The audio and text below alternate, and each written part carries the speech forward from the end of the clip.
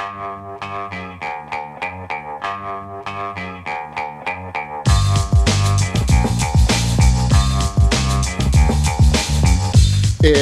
the Brian Lehrer Show on WNYC. Happy Friday, everyone. And as we head toward the weekend, the Trump campaign to name things in his image continued this week on at least two fronts.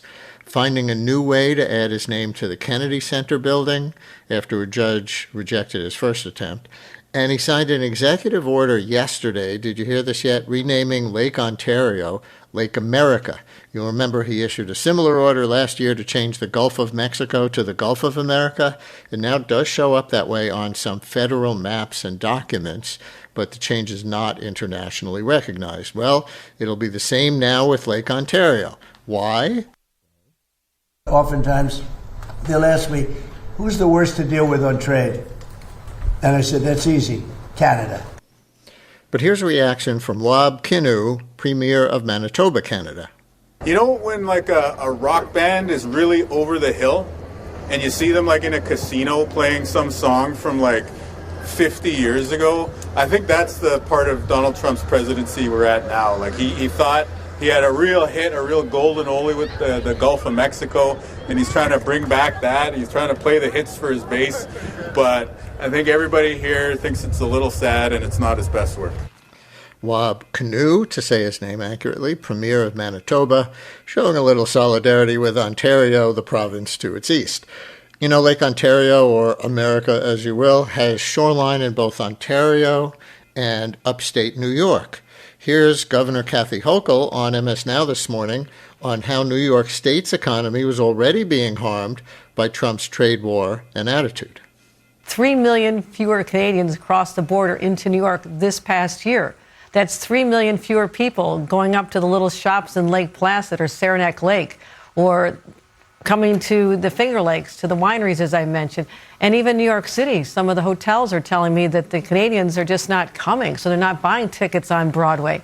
So they are so offended, Gene. They are so insulted by how they've been treated by someone they considered their friend throughout our existence. And they don't understand. I think it's going to take a long time to heal this relationship. Did she say insulted? Here's Canada's Prime Minister Mark Carney on the new tariffs that came just before the alleged lake renaming. An attitude at the negotiation table that Canada is a subsidiary of the United States. The Canadian industry is going to be disadvantaged relative to American industry. That we're going to set up terms so that over time, Canadian industry is going to face constant headwinds. That's not something we're going to accept. So why is this really happening? Who's really getting hurt or even helped? And what can be done about it? With us for this is Nick Taylor-Vaisey, Politico's Ottawa bureau chief and the lead author of their Canada Playbook newsletter. Nick, thanks for coming on the show. Welcome to WNYC. Hello from New York. Thanks so much for having me. Hello from Ottawa. You heard the Manitoba premiere clip. How else is the Lake Ontario, Lake America thing going over up there? Yeah. Wab Kinew, by the way, is the most popular Canadian premier at the moment and has been since he was elected a couple of years ago. So he knows the pulpit now that he commands. As the negotiations were entering their final days just last week, he was adamant that Canada should go for a better deal. A lot of people looked at what he said as maybe not the best tack because there should be Canadian unity. But in the end, of course, Canada walked away and Wab Kinew looked great. But yeah, he pronounced on Lake Ontario. Doug Ford, I think, is probably the Ontario premier, just privately fuming because he is the reason that that President Trump has taken this action. There's only one Great Lake named after the province that Doug Ford governs, so Donald Trump went after it. But it's, as you can imagine, not going over very well north of the border. Before we get to specific sectors like cars, steel, seafood, dairy, alcohol, or yes, hockey sticks, you heard the clips of Hochul and Carney on the emotional component of resentment and Trump's attitude. And you wrote on Politico this week that it was never going to be easy for Carney to sell a deal to a Canadian public furious with U.S. demands Ottawa believed were a threat to Canadian sovereignty, including provisions touching on culture. So how would you start to describe the issues of culture and sovereignty that Canadians feel are being threatened? Yeah, this is a really thorny issue, really at any time in Canada, because for my entire lifetime and that of my parents and probably their parents as well, American culture has always creeped into Canada, right? I mean, I grew up watching The Simpsons and Seinfeld, just like any American. And so there's always been a move from provincial governments and the federal government here to enforce Canadian content requirements. So you hear Canadian songs on the radio at a certain quota per hour, because that is an effort, one of many, to protect Canadian culture within Canada, as the behemoth to the south is just giving us content that we also love. And so any time an American government is seen to overtly try to breach those requirements or complain about them in a way that would force Canada to reduce them or drop them, Canadian governments just instinctively recoil.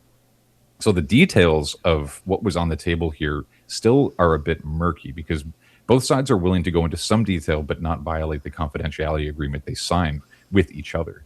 But it seems to have something to do with online streaming and the obligation of big American streamers, all of whom, of course, are in Canada, to profile and to make observable Canadian content on their platforms. They don't want to be subject to those requirements, and Canadians are trying to find some kind of balance, and have for a few years. Successive Liberal governments, going back to Justin Trudeau when he was Prime Minister, of somehow applying historic Canadian content regimes to the internet. And it's just really, really difficult when when Canadians don't own any of the platforms. So that's really a pre-streaming platform, long-standing form of Canadian protectionism, right? In the context of trade, it's protectionism because market forces left to their own would have U.S. Cultural content, TV shows, like you were saying, other things, overwhelm the much smaller Canadian market. Yeah, and it's funny growing up, I wouldn't have thought about it as a protectionist measure on the radio, because I was hearing Rush. I was hearing Tom Cochrane, like you hear Life is a Highway. That's a Canadian song. So it didn't feel like it was being forced on us. And in fact, sometimes I would hear a song and I would think, I love that song, and only learn later that it was a Canadian, because I was a kid growing up listening to the radio. It's just one of those things where we often would, like a lot of Canadians will make it big in the United States. And then, if you're a kid here growing up, you don't realize that sound you recognize as coming from south of the border is actually from somebody born in Toronto, and maybe they even recorded the song in Toronto. And so it's, to hear that called protectionist is funny, but I guess it's a fair way to frame it. Yeah. And also on culture, you report that Canada chafed at what it described as requests on the U.S. side that would have threatened the French language, as well as compromise Canada's ability to strike third-party agreements. So that last part is about trade. But what's the alleged French language component there? Yeah, so this is the more highly politicized and I would say core to the Quebec culture in particular, and Francophone communities outside of Quebec version of CanCon. So the context here is that there is now underway a Quebec provincial election. The sovereigntist party that wants to separate from Canada and eventually hold a referendum to that end is the front runner. The other parties are not sovereigntist. They're a mixture of nationalist and federalist parties, somewhere on the spectrum from we really love Canada to we really want to leave Canada.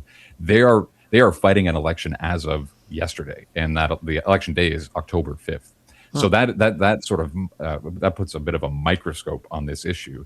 But if you thought that Canadians were protective of culture when it comes to whatever's on the radio or on TV, well, the French language in Canada, of course, going back now centuries, has eroded its share of mother tongues in Canada. I mean, you have small Francophone communities outside of Quebec that are just clinging to the language as their kids and their grandkids and their eventually, great grandkids right down the line are just subsumed into this Anglophone culture. So huge efforts by every Quebec government since the beginning of time, like since the end of the 7 Years' War, to protect French, and federal governments often will adopt measures because it is politically smart to do so, to also protect that language. It's also, I think, a lot of, in fairness to the politicians, it's not just cynical politics. They also think it's the right thing to do because Canada is a bilingual nation, and there are 8 million plus Quebecers who are very proud of their French culture and French heritage. Yeah, so this age-old movement in Quebec to even separate from the rest of Canada and make themselves their own little country doesn't get much press in the United States. Hasn't been, from my limited understanding of it, very successful in coming close to actually happening. Are you saying Trump's relationship with Canada might actually give a boost to that separatist movement in an October referendum?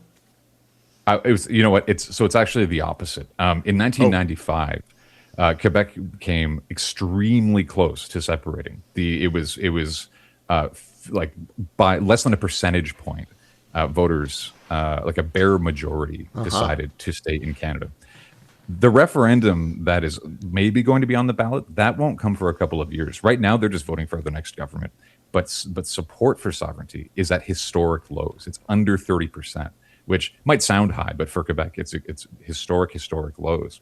And the reason that a lot of pollsters will point to, a lot of commentators, is in fact Donald Trump. A lot of Quebecers do not want to separate from Canada when they're facing what they see as the threat from the South that is far more dastardly than anything from those evil federalists in Ottawa or the rest of Canada. So it is actually serving to the Federalists' benefit that Donald Trump keeps threatening Canada and renaming Lake Ontario. Now, that's not a Quebec lake, but the Quebec people probably look at that and think, okay, well, it's Lake Ontario today. Is it going to be the St. Lawrence River tomorrow? And that is the province right next door.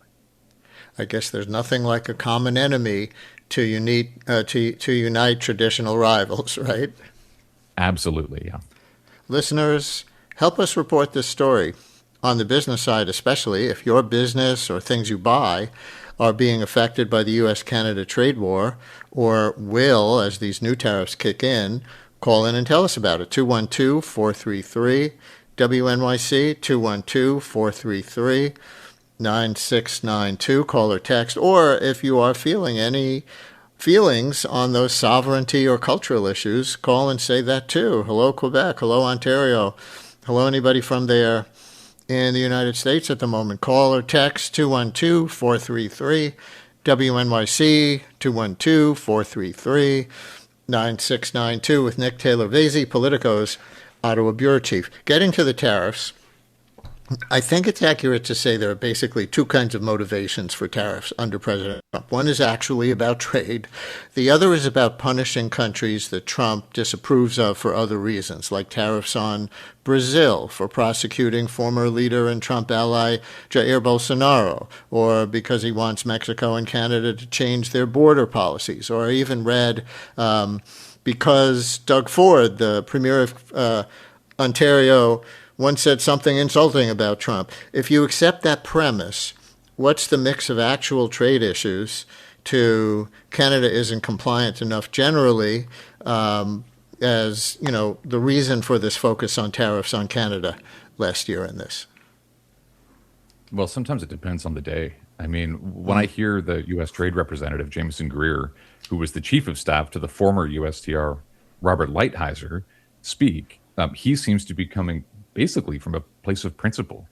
Early in the Trump administration, the second Trump administration, I purchased Lighthizer's book called No Trade is Free. And it is like the textbook for Trump trade policy as it relates to China, mostly. Like most of the book and most of the USTR's gripes with the world are really about China, like by volume, like in annual reports about irritants with trading partners. Usually China's section is like longer than anybody. So there is policy that underpins the way Jameson Greer goes about his work, whether that is dealing with European partners, Japanese partners, China, or in the most recent case, Canada. But then you also have what I think we can only describe some days as vindictive trade policy where Donald Trump just decides, okay, you know what, we're going to punish you because you've been bad. And often he doesn't really come through on those threats. This summer, he has threatened tariffs on Canada because wildfire smoke has drifted south from Canada, even though it also drifts north from Washington and Oregon and Nevada. When it was drifting south over eastern seaboard cities, he decided to threaten tariffs. He has even more recently than these talks collapsing, threatened more tariffs on Canadian autos. And that is clearly just a reaction to Premier Doug Ford, and generally the sense that Trump, I guess, seems to be detecting from the Canadians that they don't deserve even the deal that was proposed. They deserve a worse deal now. And then early on in his administration, there was I think a slightly different category of tariff, and that's the tariffs you kind of don't quite understand the rationale. So the fentanyl tariffs, as they were called, were levied on Canada based on an argument that fentanyl was flooding across the border from Canada into the United States, which is demonstrably false according to even U.S. data. And so the Canadian policymakers at the time, and Justin Trudeau was the prime minister even then in those early days of the trade war, looked at that and they just tried to flood the zone with facts. But there were all these different buckets of tariffs. Right now, they're dealing with, I think, a mix of each sort of category we're talking about. On the renaming, couple of texts coming in. One person, let's see, who says, I had this and I lost it. Oh, yeah. One person who would, probably be more on the right and thinks there's politically correct revisionism in naming in recent years generally. Listener writes, Trump has joined the renaming craze that started with political correctors who renamed Mount McKinley to Denali and Bombay to Mumbai, for example. So that's one point of view. But then a retaliatory piece of snark comes from another listener that says, rename Lake Michigan to Lake Canada, since Lake Michigan also borders both countries. Has anybody up there said that, to your knowledge? Any members of parliament or anything like that? Well, no, Lake Michigan is the only one that is out of Canada's grasp. That's the only one surrounded entirely by Michigan, Wisconsin, Illinois, Indiana. I got that wrong. Canada can make no claim to that, but it is funny to it is the exception that proves the rule, though, which is that the rest of the Great Lakes are binational lakes.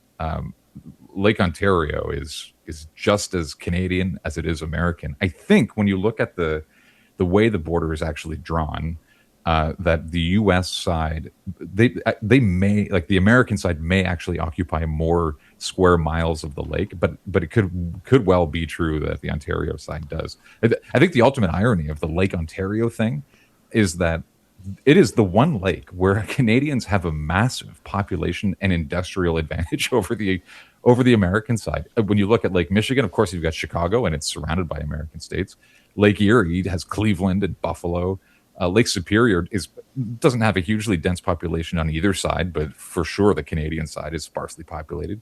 Lake Huron may be a wash as well, but you've got Toronto and Hamilton on the Canadian side of Lake Ontario, and it's just funny to think that would be the one place where that executive order goes into huge detail about the meaning of that lake to America. When I think if you look at the other four, you could probably find deeper meaning and deeper cultural connections. We have two people writing in, or one person with two different phone numbers, but I assume it's two people, texting in to say Trump is renaming the Gulf of Mexico, Lake Ontario, and the Kennedy Center to distract from the Epstein files. Two different versions of that. That was one of the texts. On the economic impacts already of the Trump administration's pressure on Canada, one listener writes, I own a non-alcoholic bar, and one of the best NA beers I've ever had comes out of Vancouver. It's been over a year now since they've sold me any. I think they've taken the side of F America right now, and honestly, I get it, says one person. Another one had a Canadian friend write this to me yesterday. There's no need for you to apologize. I know where you stand, but MAGA has ensured I'll never step foot in the U.S. again. Even once he's gone, his ignorant followers will still be there. And, I guess, Nick, that goes to what Governor Hochul said in the clip that we played about less Canadian tourism to New York, for example, huh? Yeah, it is hard to overstate the seething coming from Canada right now. And I think if it were only Jameson Greer in front of cameras, and he was on CBC the other day on the Canadian Broadcasting Corporation. U.S. Trade Representative.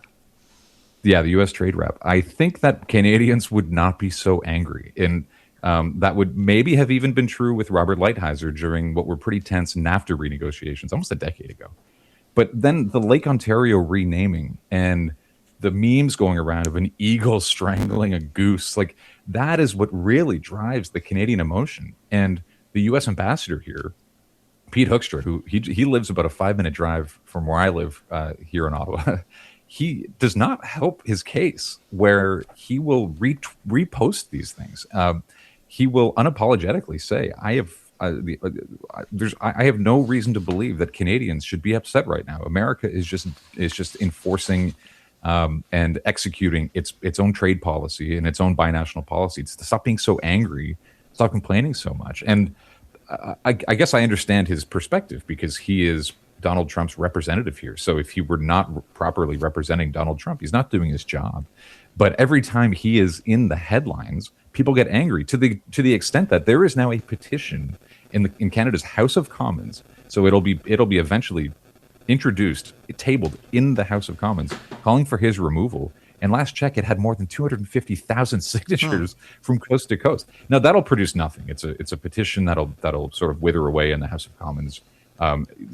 Peter Hoekstra will not be declared persona non grata by the federal government unless he does something extraordinarily damaging. But so not because of this petition, but the petition is a symbol, and it's a symbol of just that seething that had calmed for a little bit, but now has spiked maybe to a new record high.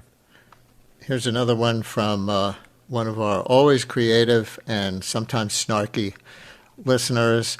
Listener text: in school, we learned HOMES, HOMES, to memorize the names of the lakes, the Great Lakes, Huron, Ontario, Michigan, Erie, and Superior. So I guess it would be Hames now, but then that same listener in a separate text rearranged the letters to a new, what do you call that? Is it an acronym or whatever the right word is for that? It should be named SHAME. Yeah. Right? That's making the rounds up here. Oh, is it really? Shame to change the O in Ontario to A in America. All right. 212-433 WNYC, call or text if you want to add to this conversation about Trump renaming or saying, signing an executive order to rename, at least in official U.S. documents, Lake Ontario to Lake America, or on the actual trade war that is breaking out. 212-433 WNYC, 212-433-9692. Oh, mnemonic device is the term I was looking for, although my producer tells me that acronym, which I said is also okay. Here's another clip of Trump, and then we're going to play another clip of Hochul. Here's Trump on why all these tariffs on Canada. We lose on average over the last 15 years $60 billion a year carrying Canada, so we just can't do it anymore. And Governor Hochul on the impact on New York. We launched a campaign again in New York to try and entice visitors to come over and have discounts and, flying flags and just saying, hey, we love you. But I can understand, you try to make my state, if I was Canadian and make us the 51st state, that's pretty abusive. That's pretty abusive to someone who had been a longtime friend. So I'm just asking, would you just stop? Divert your attention to something. Just stop, Mr. President. Just leave us alone. As we continue with Nick Taylor-Vaisey, Politico's Ottawa bureau chief. Ottawa, if you don't know, is the capital of Canada. I know Trump makes up numbers, frequently enough, but in that clip he said, United States, loses on average over the last 15 years $60 billion a year carrying Canada. So we just can't do it anymore. That was the clip. Is that number based on anything real that you know? So that number is based on something real. I don't know if it's the correct the correct figure. But in among all of the incorrect numbers that Donald Trump has thrown around in the last week, that one is on its face, I think, somewhat accurate. But the context, of course, tells the story. And Canada exports so many millions of barrels of oil at a discounted price to the United States that if you took away that oil that helps power the United States, the natural gas, like all of the fossil fuels that come from north of the border, then the United States actually has quite a healthy trade surplus with Canada. It's only because the American appetite for energy is so high. And of course, the Canadians are happy to sell it. I mean, the province of Alberta, not the only province, but it of course has the vast majority of oil reserves, the oil sands and pipelines that just pump it south. Of course, they're happy to have customers in the United States. But to say that that the United States is carrying Canada, it sort of avoids the inconvenient truth that in fact it's Canadian oil and gas that is helping to carry the United States. But I would say that is the most it's the closest Donald Trump has come to accurately explaining a number compared to some of the other claims he's made. Like he said the other day that Canadian unemployment is at 10% and skyrocketing, and that's just not true. It's 6.4%. He said that Canada does 95% of its business with the United States, which is not true. In a typical year, it's something like 70 to 75% of Canadian exports, merchandise exports, go south to the United States. But that number is dropping, and it in some months is closer to 65% now because there is a move to diversify away from the U.S. in the last year plus. So there's a lot of numbers he throws out that are they're not just problematic; they're made up. But the 60 billion one, you just require a little bit of context to explain. Here's Bill in Kitchener, Ontario. You're on WNYC. Hi, Bill. Thanks for calling in. Yeah, hi. This is really hitting me hard because I'm an American citizen, but a Canadian resident. My wife was originally from Nicaragua, but is a Canadian citizen at the moment. For a long time already. She doesn't want to travel anymore to the States for obvious reasons. She just doesn't like the way people are treated there, especially people who look like her. And also, I'm concerned that I know Trump couldn't do it himself, but the Republicans might decide to, if they're going to go along with the stupid tariffs, they might decide to affect the tax policy. And I don't need to be double taxed. I'm taxed in Canada. I get taxed at a much lower rate in the U.S. because they accept the fact that I pay the thousands of dollars up here, and that bothers me as well. Also, I want to say one thing about the lake. Right, it's ridiculous. I mean, throwing the name America and everything. I mean, once again, something misnamed for America Vespucci. And also, America is a term that applies to everybody from Baffin Island and Point Barrow all the way down to Tierra del Fuego. We're all North or South Americans or Central Americans. And it would be more reasonable if you would have renamed it Lake Iroquois. But no, he wouldn't. He's not that subtle, and he thinks sticking the name for the entire hemisphere on something vindicates his anger at Doug Ford or wherever other Canadian he doesn't like at the moment. Or Lake United States. Go aheed, Bill. You have the political systems. It just whatever we did. I think the Canadians did sort of make a mistake by putting their faith in Justin Trudeau. He was more of a little celebrity, and it was name recognition rather than his actual ability. But now they have somebody, Mr. Carney, who's heads and shoulders above a lot of other world leaders, including Mr. Trump. I think Trump realizes he makes decisions from his gut, and Carney makes them from his brain. And the whole system here, the parliamentary system, where the government and opposition have to actually debate on a day-to-day basis. They can throw around insults up here too, but it seems that American politics has devolved into this name-calling affair, whereas up here, people at least have to face each other in the halls of Parliament. And understand that they have to at least answer each other's questions. Bill, thank you for your call. Well, there's one person who started life in the United States, apparently, now lives in Canada, Nick, and quite strongly identifies. Something that he brought up is interesting, and I'll tell the listeners one of my own style points for the writing and the speaking that I do on this show. He brought up the question of America, really referring to the whole continent, but it gets used all the time to refer to the United States.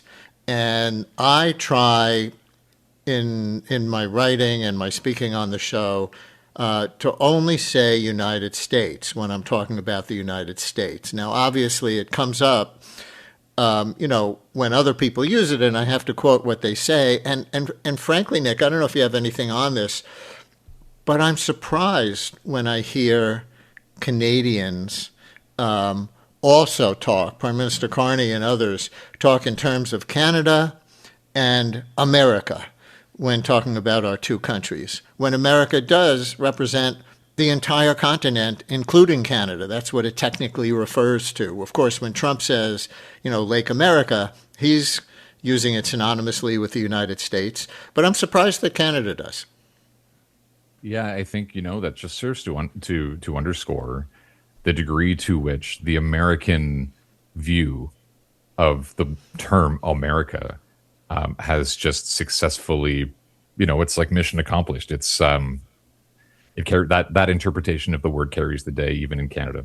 I don't think we think about it too much, although I think most Canadians, if they heard you say what you just said, might try to de-internalize saying America and instead say United States as maybe a small gesture of fighting back against this behemoth. But yeah, I think it's what I said before. I grew up watching The Simpsons and Seinfeld and Friends, and I watched a lot of Canadian news, obviously, but I also watched a lot of American news. I watched Peter Jennings on ABC growing up. Peter Jennings, who, by the way, he's Canadian. But was on ABC, and that's those channels are really high up on I guess what we used to call the dial in Canada. They still are, and so no surprise to me that a lot of Canadians would just say America, meaning America the beautiful. But that's I don't know. Maybe that'll change now. I was alive for some of Peter Jennings' anchoring years, and you could hear the Canadian in his voice, right? And if I recall correctly, there were some American outlets on the right that used to drag Peter Jennings for I think not taking U.S. citizenship, even though he was an ABC News anchor. Am I remembering that right?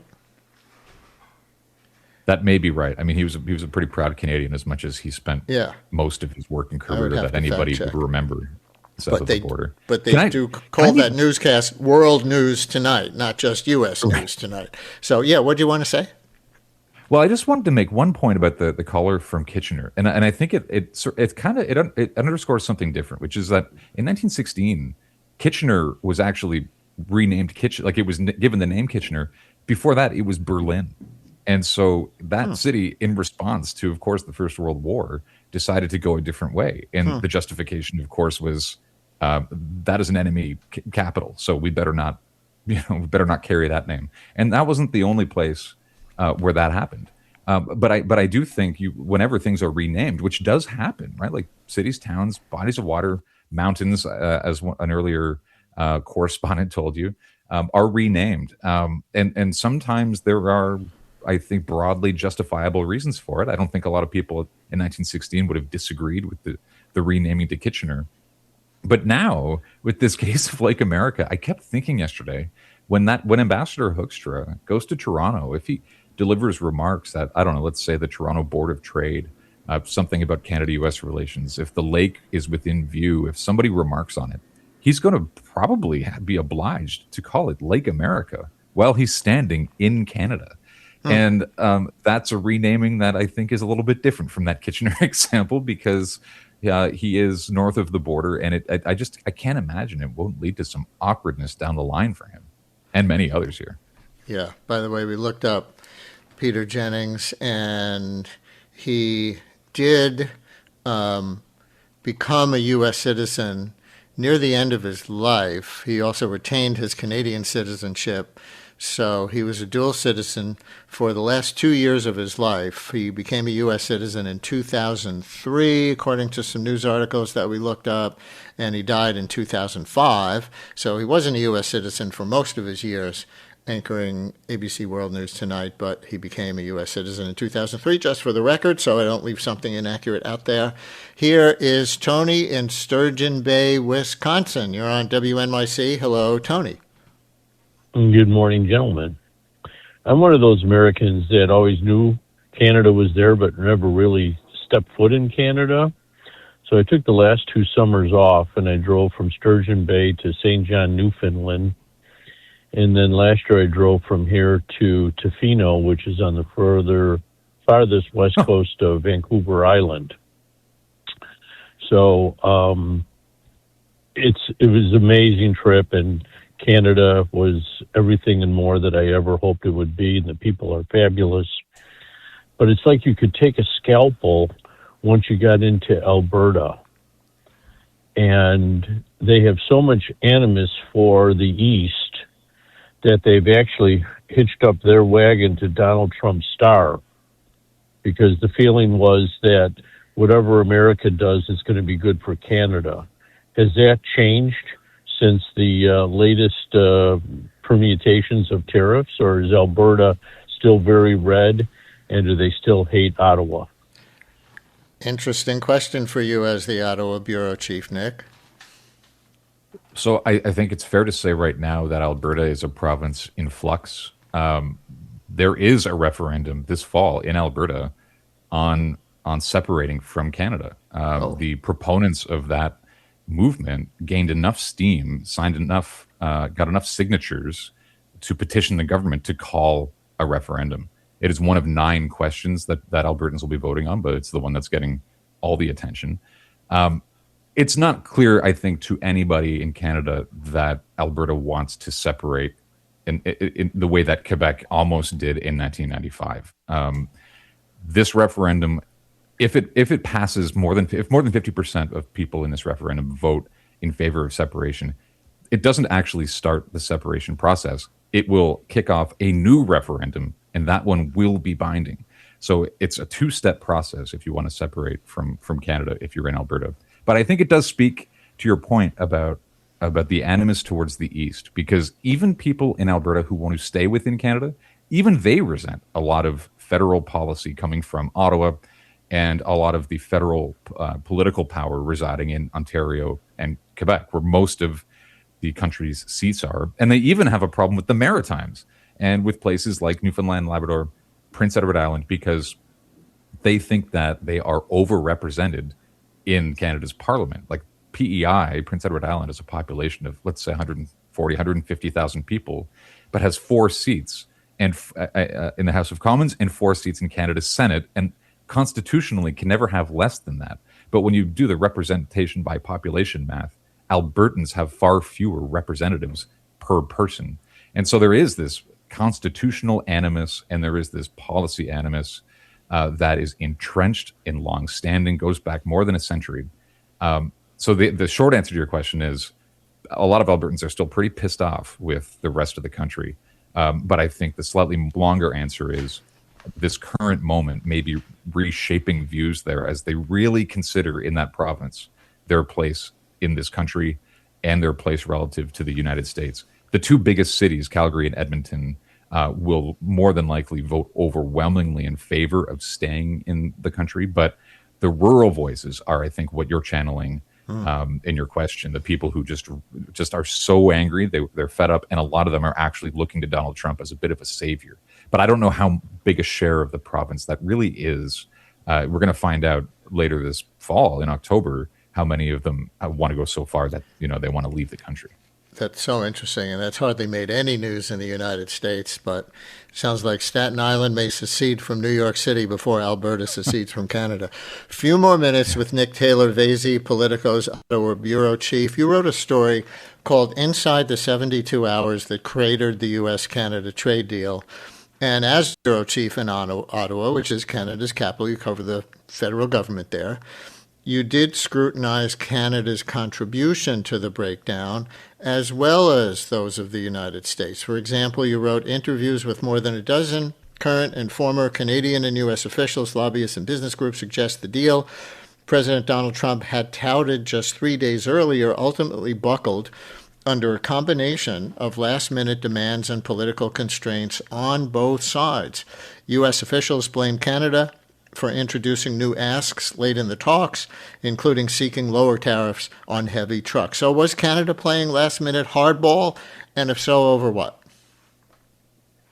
Yeah, I think that story, first of all, has held up pretty well, which is a testament to my other 4 colleagues who had bylines, extraordinarily well-sourced reporters in Washington. It was pretty fun to work on that story with them from my perch in Ottawa.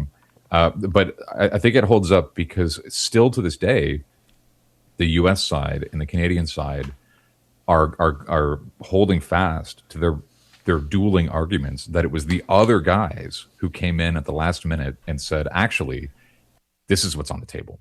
And I think, I don't want to oversimplify this, but what a famous quote may apply. And that quote is, what we have here is a failure to communicate. Because it seems like when you hear Commerce Secretary Howard Lutnick just insist in some detail, the American side story is accurate, that it was the Canadians who came in at the last minute with these concerns about autos and French language protection, some of the stuff we've talked about. I mean, I don't think that it's fair to say, well, he must just be lying then. But I also don't think it's fair to say that the Canadian side, including the Prime Minister, is just walking up to a microphone and lying. So the truth has to be somewhere in the middle, where perhaps the Canadians misinterpreted what the Americans were interested in at that table, and maybe their understanding of the way auto tariffs would apply was just not something that they were willing to accept the whole time, and the Americans maybe didn't hear it the same way while they were negotiating. And so you end up at that really intense final couple of hours hitting a point where both sides are realizing, we're through about 90% of this, but on this final 10%, we are nowhere, we're not even hearing each other. That could be the truth of it, where neither side is acting in bad faith every time they walk up to a microphone, but the way they see the truth is just like one of those internet memes. Like, remember the dress a few years ago, where one person would say it was that was blue. I'm seeing a blue dress, and the other side on that internet conversation said, no, it's gold. It's a gold dress.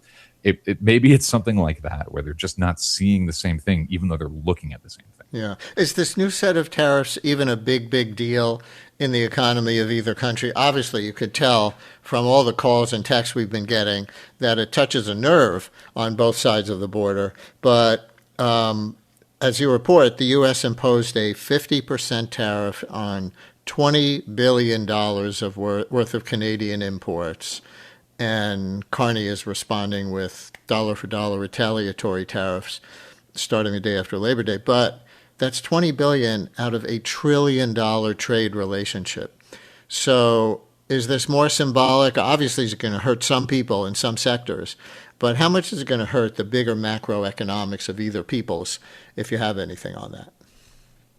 It's a big deal in Canada because the tariffs that pre-existed this latest round, what they call the Section 232 tariffs, really targeted big manufacturing, big companies that can take out big loans. The government can offer sectoral support. There are ways to kind of soften the blow, even though there were definitely job losses in Canadian steel, and there are more to come. These new tariffs target a lot of businesses that are small and medium sized. So, like hockey sticks, I think you mentioned right off the top of the show. These are going to be companies, some of them, that they don't have huge profit margins, and they don't have a lot of employees. And if they can't find the customers that they typically find in the United States, that may be enough to put them out of business. So it'll hit small and medium sized businesses like previous tariffs just did not. So it's symbolic in the sense that this is not going to crater the Canadian economy, but it is going to hit a lot of jobs, like tens of thousands of jobs probably on the Canadian side of the border. And then on the American side of the border, of course, dollar for dollar is not proportional to like the United States is 10 times the size of Canada. And so it will not hit the American economy proportionally as hard. But what the Canadians are hoping to do is to target politically important parts of the American economy in swing states where voters might get so upset that they send a message to their representatives in advance of the midterm elections that is effective enough that then the U.S. side pulls back some of its tariffs, so it sort of forces their hand. It's not at all clear that the Canadian gambit there will pay off. The American side has so far not relented at all, but that is the goal. It's to recognize on the Canadian side, you're never going to be able to bring down the American economy. It's just just never going to happen. But you can surgically hit certain parts of it that force political people to pull back. Well, to be continued, obviously. Nick Taylor-Vaisey, Politico's Ottawa bureau chief. Thanks so much for this. We really appreciate it. Thanks for having me.